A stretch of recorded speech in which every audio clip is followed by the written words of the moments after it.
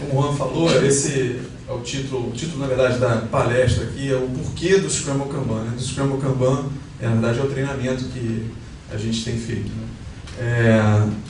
Eu vou falar um pouquinho, como o Juan falou, a gente gosta muito de Scrum.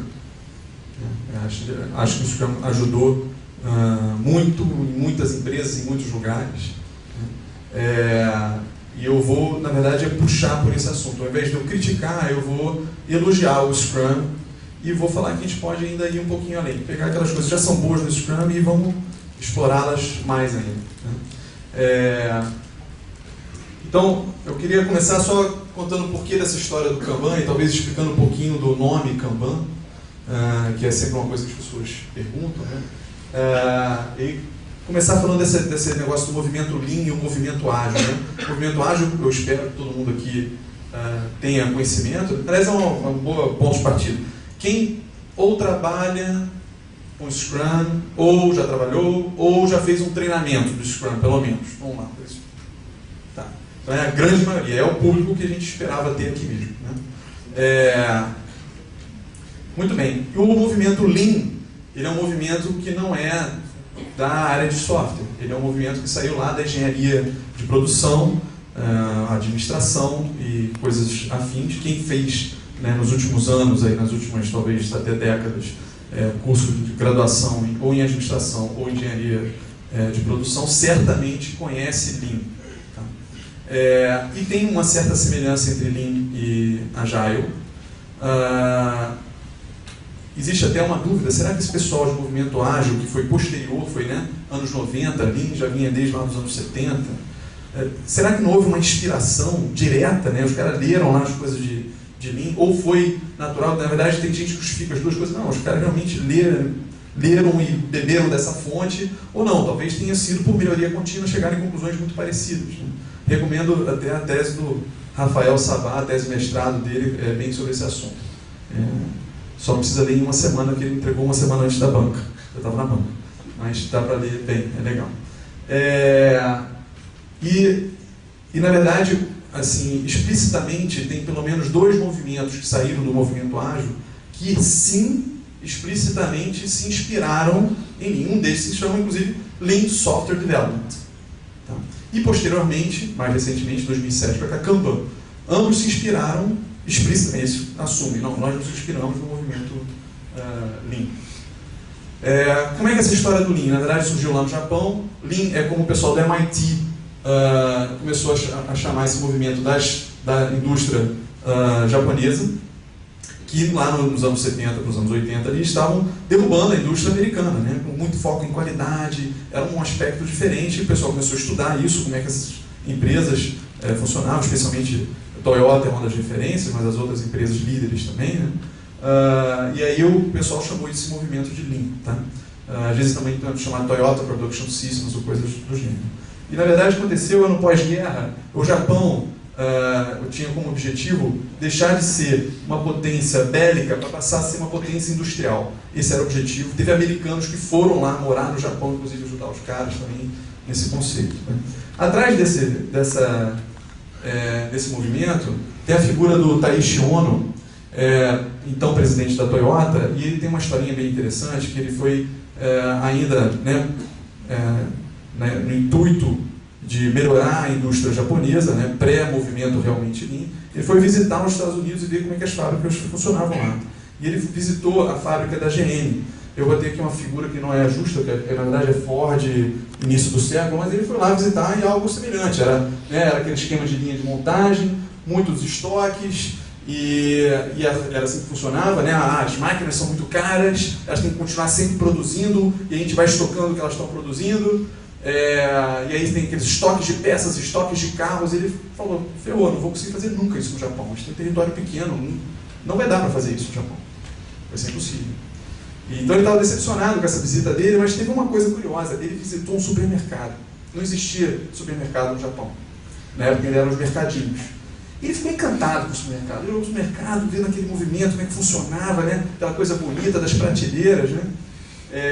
Eu costumo perguntar se alguém aqui já trabalhou em supermercado. Se alguém já trabalhou em supermercado? Alguém aqui? Beleza. Não precisa ser você não, tá? Qualquer um pense nessa pergunta que eu vou fazer. Você sabe a resposta, então você não vai responder, tá? O que chama a atenção? Imagina você funcionário de supermercado. Essa foto aqui eu bati na Zona Sul ali do Jardim Botânico. O que chama a atenção nessa foto aí? Tem um buraco ali, né? Está faltando um produto, né? Na prateleira. E era isso, essa dinâmica que ele estava observando, né? O consumidor ia lá, pum, pegava o produto na prateleira, ele via um funcionário, tum, colocava de volta. Aí pegava um outro, tum, colocava de volta. Cara, que incrível isso daí, né? E começando a observar, eu posso dar uma olhada também como é que funciona aí atrás aí no supermercado. Ele foi atrás, eu não tenho uma foto de trás do supermercado, eu tenho uma outra foto aqui. Que funcionava parecido, né? Você tinha lá os estoques e tinha as caixas do estoque, e quando a caixa, né, terminava, era a hora que ligava para o atacadista e mandava o atacadista trazer mais. E o atacadista, assim sucessivamente, também lá para o fabricante, para o fornecedor. Eu falei, cara, pois é assim que tem que funcionar. Esse vai ser o sistema puxado. Para mim, o ideal é isso. Eu vendo um carro, isso vai me puxar a fabricar um outro carro, que vai me puxar a fabricar 4 rodas, que vai me puxar a fabricar 16 parafusos. É claro que você tem que ter um estoque mínimo, tá? Para isso, o estoque não tem que ser 0, mas ele falou, eu quero isso, é o estoque mais enxuto possível. E, na verdade, o que estava acontecendo por trás, nesse negócio do supermercado, é que isso aqui era um sinal, né? Toda vez que alguém consome aquilo gera um sinal que vai lá para o funcionário, que aí vai depois gerar um sinal do pacote, tá, etc. Esse sistema de sinais, sinal em japonês, é Kanban. Tá? Só que para coisas físicas isso era legal, mas para as coisas que não são físicas, os outros tipos de trabalho, né, que são os trabalhos, nós, knowledge workers, nós não trabalhamos com estoques e peças físicas. Como é que a gente poderia fazer isso? E aí, lá no Japão, eles já começaram essa ideia de usar cartões. Cartões representando tarefas, ao invés de você ter só o estoque, e também tinha um sistema de sinais que estava sendo gerados, etc, etc. Em 2007, David Anderson, na Corbis, inspirado nessa ideia toda de Kanban, ele também, vindo do movimento ágil, né, já trabalhando com FTD e outras coisas tipo de movimento ágil, ele teve essa ideia de juntar realmente essas duas coisas explicitamente e fazer o Kanban. Tá? Então esse aqui é um dos primeiros quadros de Kanban em 2007, na Corbis, em Seattle, né? Acho que é Corbis. Seattle, Corbis. Né? E na verdade Kanban, hoje a gente acha, na hora de explicar agora assim, o Kanban, a gente fala que é com K maiúsculo, né? Que é esse movimento que começou lá na Corbis em 2007, e não é só o K minúsculo, que é o próprio sinal em japonês, né? São 3 coisas que são importantes. Visibilidade, fluxo contínuo e limite do WIP. WIP é Work in Progress, né, que é o trabalho em andamento, a quantidade de coisas que a gente faz ao mesmo tempo. Limitar a quantidade de coisas que faz ao mesmo tempo, assim como lá na fábrica eles limitam o estoque. O estoque tem que ser o mínimo possível. Tá? Essa é a analogia. Aqui está meio estranho ali, mas tem uma figura de um quadro, né? E o limite aqui a gente vai começar a botar aqui. Ó. Quantas histórias podem ter ao mesmo tempo? No máximo 3. Quantas tarefas o time pode estar fazendo ao mesmo tempo? São tantas. Essa que é a ideia. Então eu fiz essa analogia aqui. Na verdade, assim, visibilidade tem a ver com o olhar, né? Fluxo contínuo tem a ver com respirar, com o nariz, né? E o limite do WIP tem a ver com o nosso consumir de comer, né? A gente não pode comer tudo ao mesmo tempo, a gente tem que consumir, tem um limite, né, para a gente consumir. E aí, inspirado nisso, eu fiz a apresentação, para quem não conhece, é o Prezi, quem já me viu apresentando algumas vezes aí, né, não no PowerPoint. E aí eu fiz o Prezi baseado nessa ideia de visibilidade, fluxo contínuo, né, e o limite do WIP. Então, sobre visibilidade, eu tive que separar a palavra visibilidade para fazer sobrancelha. Vocês sabem que eu tenho minhas tentativas de fazer piadas, sou mundialmente conhecido pelas minhas tentativas de fazer piadas frustradas. Mas tudo bem. Então, sobre visibilidade, né? Veio o Scrum, né, com um quadro de Dudu Indano. Cara, que visibilidade que deu! Enorme, botamos na parede, pá! Não é mais aquela coisa no project, escondidinha. E aí, fulano, já acabou aquele negócio? E acabei que em 3 dias lancei lá no project, você não viu? Não, e não, vou lá dar uma olhada. Isso é escondido, né? Agora está visível. Pá, quem está fazendo o quê? Pô, olha o nível de visibilidade que a gente trouxe. Fantástico. Né? O que a gente esperava, né, foi o que a introdução do Juan falou, é que isso fosse, né, o ponto de partida. Ponto de partida para dar visibilidade. Né? E aí a gente veio e alguns times começaram a falar, pô, mas tem coisa que está acontecendo que não está visível, a gente poderia representar uma outra etapa aqui, então é normal às vezes eles começarem a pensar, poxa, mas teste a gente está fazendo antes, então vamos fazer primeiro o teste, depois o código, de repente deixa isso visível no quadro, é uma opção. Né? Além disso, vale a pena, então vamos botar assim, ó, teste já passou no teste, mas ainda não está codificando, é um ready to code, é uma outra etapa. Né? Por que não? Mais uma outra etapa aqui, então, ready to accept. Tem muita gente que está trabalhando com o product owner interno, né? Poxa, esse cara já pode dar, tem que esperar a review, já pode ir dando aceitação. Tem a review de repente também, mas só que vamos já fazendo a aceitação no meio do caminho. Então é uma etapa, às vezes tem histórias que já foram aceitas e outras não. Né? A gente pode fazer também na coluna done, né? O que é o done? O done está lá na integração contínua, beleza, mas se o done passando também pelo ambiente de homologação, por que não? Está em produção ou não está? Né? Então o conceito de done também pode se expandir.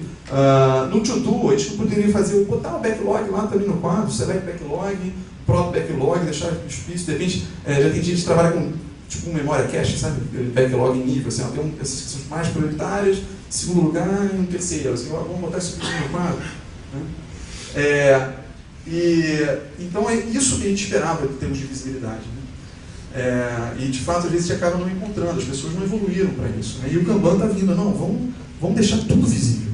Por que só aquele pedaço visível? E a ideia dessa figura que eu vou mostrar para vocês, quem viu o webcast que a gente fez sexta-feira passada, viu essa figura lá, que na verdade o que acontece é que o Scrum ele começou aqui, né, trabalhando no time, com o to-do do Done, e alguns lugares, não são todos, infelizmente, a gente vê isso crescendo até para o lado do PO. Tem lugar que nem isso consegue, né? O PO é cliente, não entende Scrum, não quer nem saber, então, mas bom, a gente... E estamos trabalhando nisso aqui, né? Por que não crescer? Olha só, o Scrum ele pode ir para outros lados, tá? A gente vê o Scrum sendo usado até fora de informática, né? Mas o que a gente encontra realmente no mercado é isso. É o Scrum trabalhando aqui, os caras chateados para lá e para cá, ou às vezes está até aqui. Mas não evolui, não está indo para os lados. Né? E na verdade o que a gente quer é o que a gente fala from concept to cache. É pegar todo o flow, né? Desde lá do upstream, que é a cabeça do rio aqui, né? Até lá a foz do rio, a gente quer trabalhar tudo isso. Né? Essa figura, vocês viram, o pessoal gostou tipo o Juan e o Alisson, né? Falaram assim, essa figura é legal e tal, e na verdade eu trabalhei ela um pouquinho para hoje, porque ela é um pouco maior do que isso, na verdade. O que a gente quer realmente é isso aqui. Esse é o ciclo completo. Né? É o pessoal de Lean Startup, ó, o Juan. O Alisson eu mostrei antes, o Juan falou, maneiro. Curtiu? Juan, curtiu? Das hipóteses, né? A felicidade. Na verdade, esse é o nosso grande ciclo. Né? A gente tem, esse é até uma contribuição do movimento Lean Startup, que é mais recente ainda do ano passado, que na verdade requisitos não são requisitos. Né? A gente já parou de chamar inclusive de requisitos, tentou chamar de user story, mas são hipóteses. Né?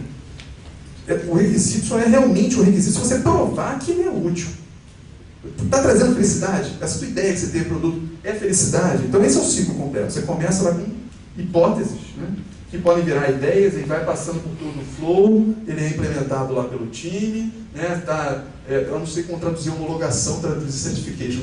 Se alguém dá alguma outra ideia, não? Homologação, como é que vocês traduzem para inglês? Homologation, não? Certification. Validation, certo? Bom, eu fiquei na dúvida de certification. Né? Para passar pela homologação, produção, chegar realmente ao usuário, e isso está trazendo felicidade. Isso aqui, a ideia de botar isso aqui é como se fosse o feedback. Né? Esse é o feedback que vai gerar uma nuvenzinha que depois vai dar novas hipóteses. Esse é o ciclo completo que a gente quer cumprir. Tá? Beleza, falei de visibilidade. Eu quero falar também de limit creep. Né? Qual o problema desse quadro? Esse é um quadro que às vezes a gente encontra. Né? Deixa eu mudar a resolução dele. Ficou melhor? Piorou. Vou dar um zoom.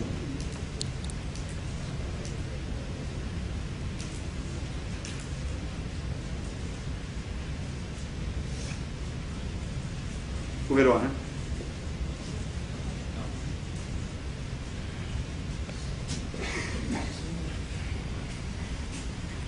Qual o problema desse quadro? Esse é um quadro que a gente encontra aí, cara, normal, tá? Chama, vem aqui ver como é que tá o meu Scrum aqui. Pum, você encontra esse quadro aí.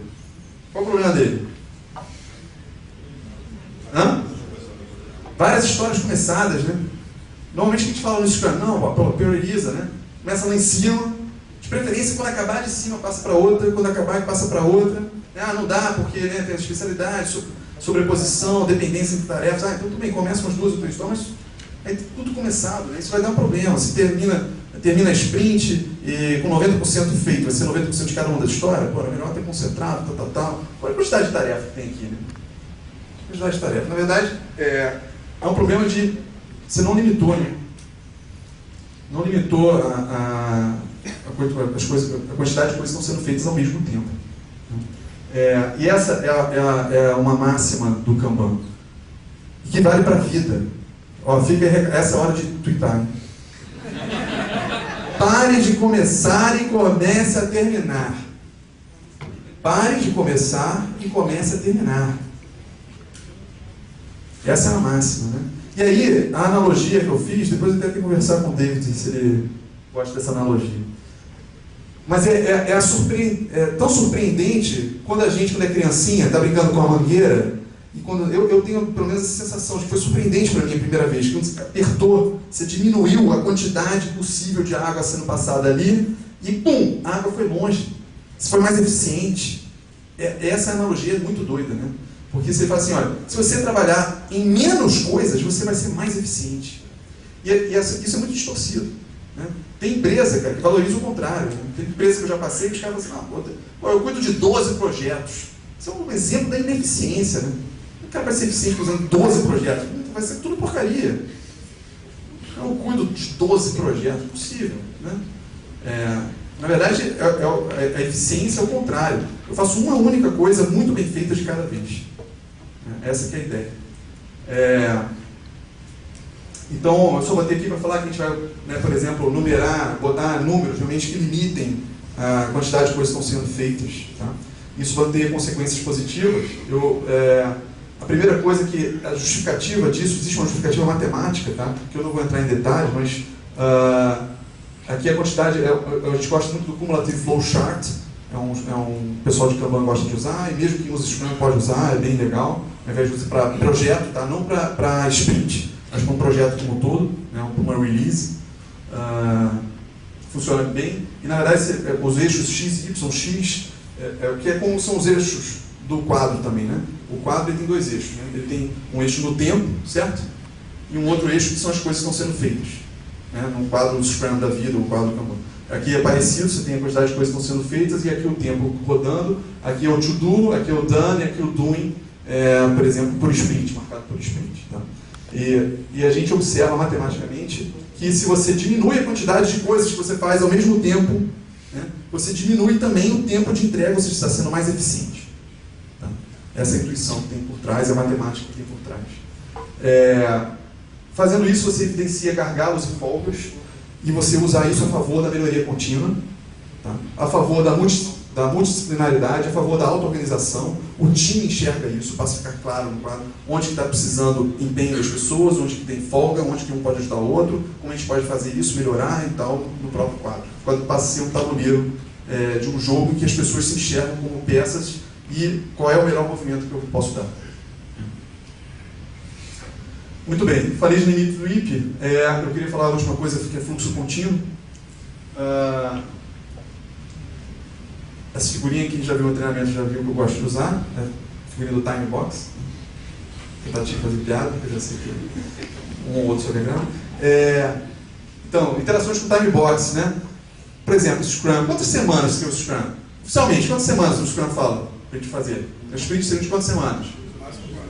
No máximo 4, mas no mínimo.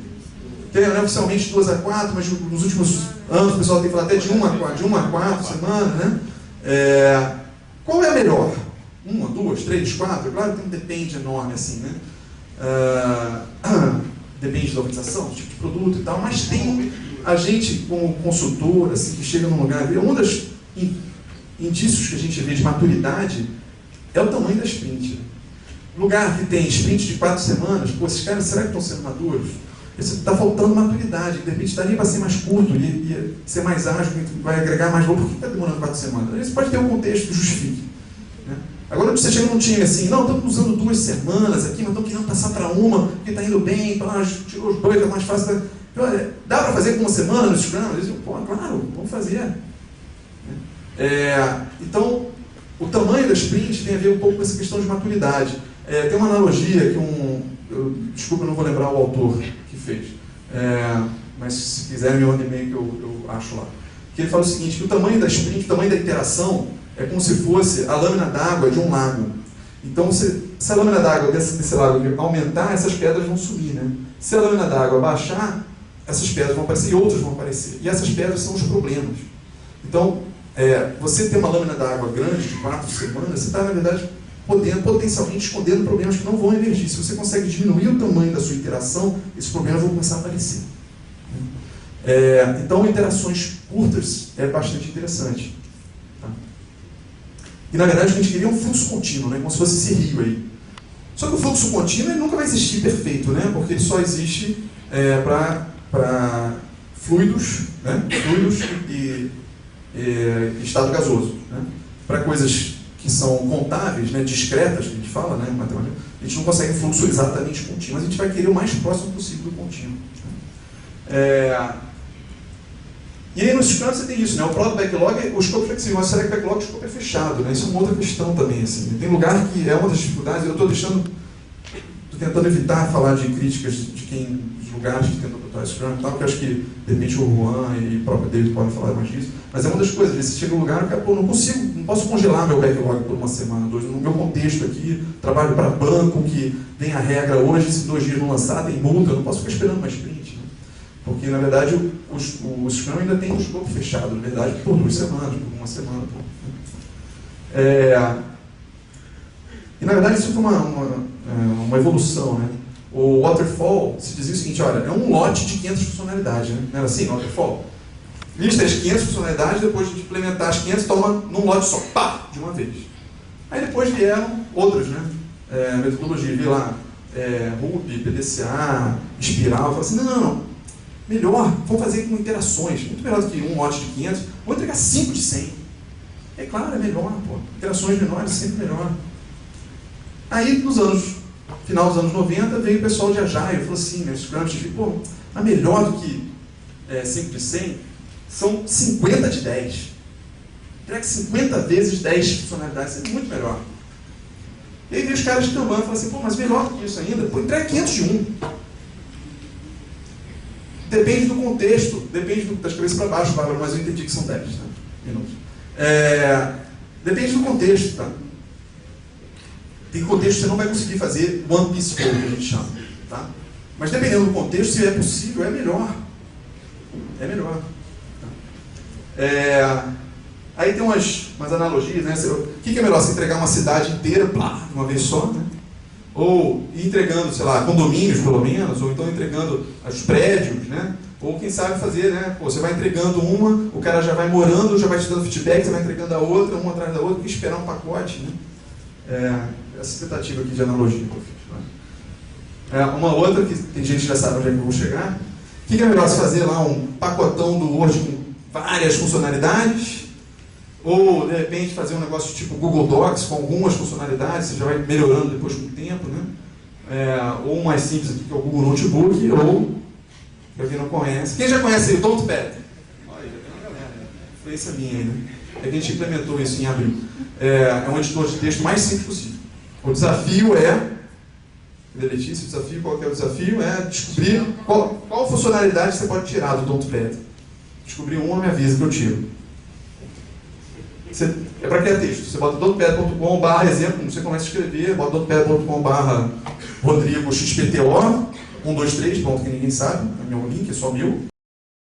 E aí começa a escrever o texto, está escrito, está na nuvem, cada letra que você apertar lá está salvando, e você pode ter texto dentro de texto.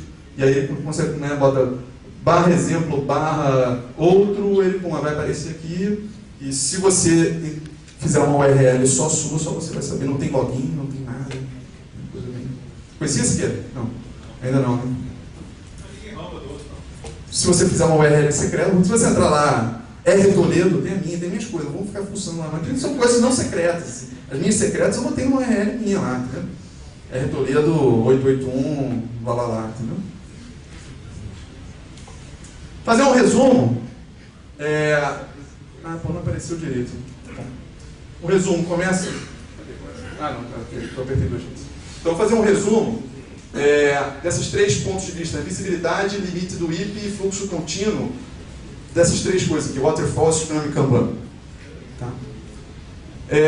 Então, Waterfall, a visibilidade era essa, mais ou menos, né? Waterfall. Achar que você. E tem gente ainda que usa, né? Vocês acreditam? Aqui você. Está todo mundo no Agile, mas tem gente que ainda usa lá. Os caras, outro dia visitei um lugar, os caras falaram: não, pô, eu fico aqui mantendo as coisas no plano, mas na verdade eu só fico atualizando, né? Porque nunca está igual, né? Eu fico só atualizando, vendo como é que está o negócio. Visibilidade nenhuma. Limites do IP, Waterfall, não tem, né? Tudo uma tacada só, né? É a refeição toda. Né? E fluxo contínuo também nenhum, né? O cara é a cobra que comeu um boi e vai dormir ali, né? Tipo assim, espera para anos aí, né? Para digerir esse boi todo e entregar no final. Né? Vou analisar esse Scrum e Kanban já os dois ao mesmo tempo. A questão da visibilidade, né? O Scrum trouxe essa visibilidade aqui, mas o Kanban, cara, a gente está indo além.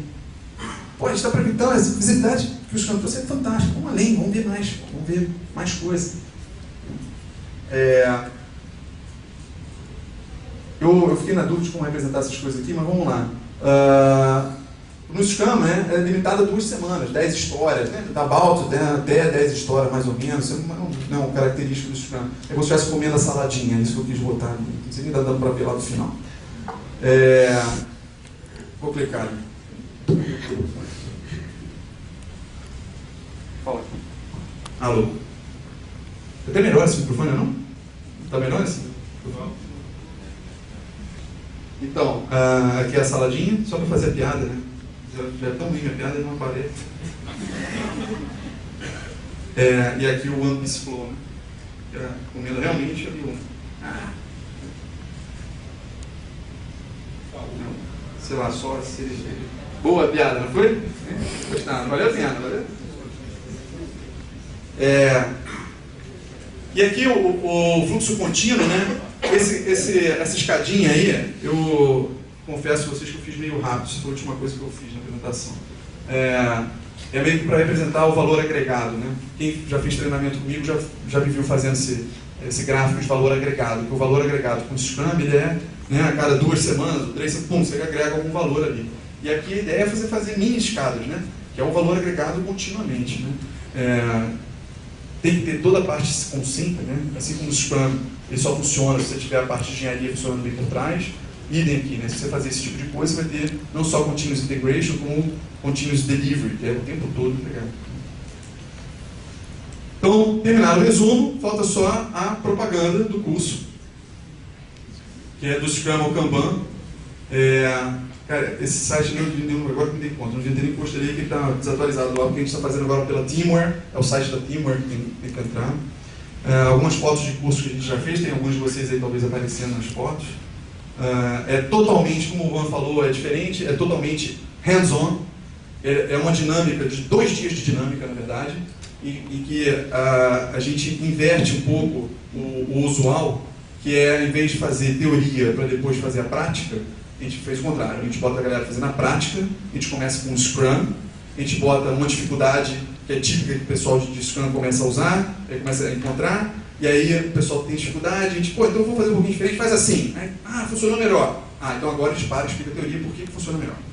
E assim a gente faz uma sequência, né, de prática e seguida de teoria depois, né? O pessoal vai usando os quadros mesmo na parede para fazer, mostrar a coisa acontecendo. Esse é o Alisson, nós fazemos em parceria, né? Esse curso foi criado por nós em parceria, nós temos aplicado ele em parceria. Pelo menos até esse ano. Ano que vem, a gente não sei se de repente vai começar a fazer individualmente, mas é o mesmo curso, né? Aqui alguns resultados, né? A gente faz, no início a gente bota os elogios ao Scrum, e aqui as pessoas, a gente bota os aha moments, que a gente chama, que é aquela hora que durante o curso o cara, né? Tem aquele aha moment, caiu a ficha, né? É uma expressão bem brasileira, né? Do orelhão, né? Caiu a ficha. aquele negócio caiu a ficha, as pessoas escrevem com cheat e botam ali, né? Legal isso aqui. No final do curso, isso aqui que a gente recolhe, né?